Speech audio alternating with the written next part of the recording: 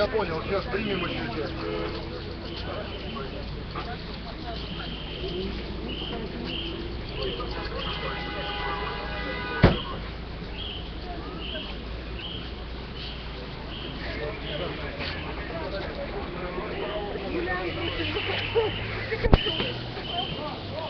А вы что? Покажите. Не вопрос. Ладно.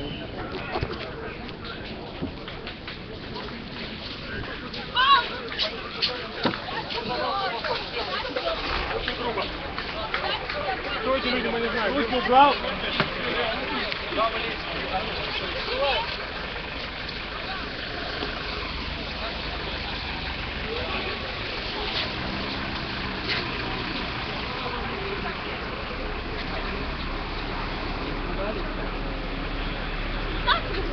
У меня дома есть.